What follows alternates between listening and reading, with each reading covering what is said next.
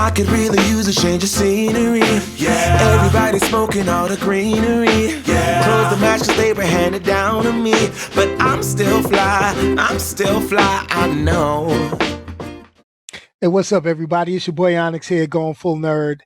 Wow. I mean, I gotta say, I gotta look at this and I gotta say, wow.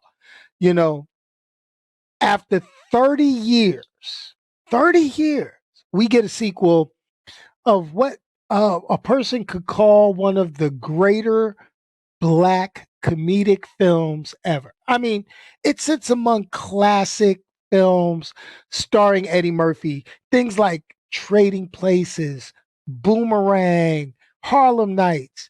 And with great anticipation, so many of us waited patiently, much like how we're waiting on a Friday sequel starring Chris Tucker. And unlike a Friday sequel with Chris Tucker, we shouldn't have gotten this one, man. Really? I mean, Coming to America was the sequel that should have stayed in development. I'm just putting it out there for you. And I really felt cheated with this story because, we're all consuming a whole lot more entertainment at home right now. And maybe I should be happy because if I paid for this in a movie theater, I would have traveled to Zamunda to get my money back on the spot. Okay. So here's the deal. Let's figure out what went right before I could talk about everything that went wrong. Now, obviously, they were able to bring back a majority of the characters from the first film, satisfying many but not all of the nostalgia points for many people anticipating the release of this movie. I mean, that was pretty simple, especially since Eddie Murphy and Arsenio Hall played most of the characters that were in the first movie. Now, here's the deal.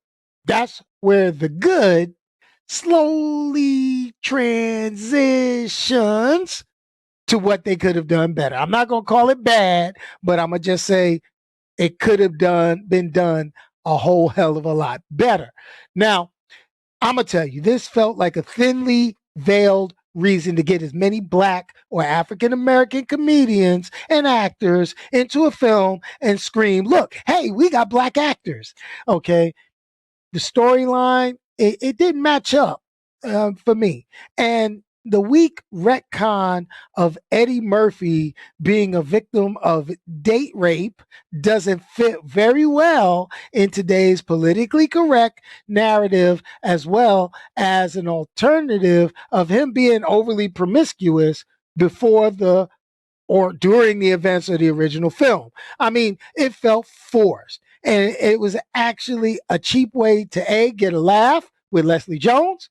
And it was a cheap way to get the story moving because there was no open plot point to really make a sequel of this caliber with this storyline. Now, here's the thing. I like a couple of things. I like Wesley Snipes, character. He was the ultimate goof, clown, buffoon. And, you could get that. He had the forced African accent along with a lot of other actors. It was almost painful to watch with some of that stuff. I mean, 100% cringeworthy. Let me say it again. 100% what? Cringeworthy. So the jokes, they were relatively tame. Okay. And the story really was lazy. It mirrored the original with some basic twists, but it was pretty much the same story as the original Coming to America, just kind of done in reverse. I'll just leave it at that. Watch it for yourself if you don't believe me. I mean, it is what it is. But that was predictable considering, the PG-13 rating. And it really shows Eddie Murphy and his fall from being an edgy comedian to a Hollywood, basically a Hollywood actor. I mean, it is what it is. You can't go back. I mean, you can't go back from the guy that made Raw and Coming to America and Harlem Nights and all the cussing and fussing and smacking and jogging, Axel Foley and all that. No, this is Haunted Mansion Eddie Murphy. You see what I'm saying?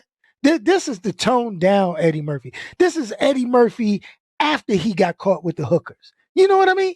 I'm just putting it out there. So, in my humble opinion, there are no bright spots for this one. I really expected better.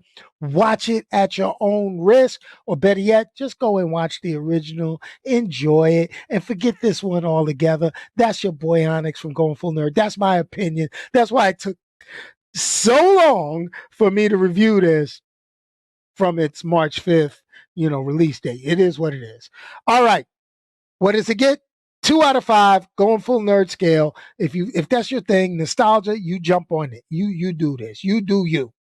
But Coming to America should have been left in Zamunda. Peace, y'all, and I'm out of here. Say it with your chest now, say it with your chest now.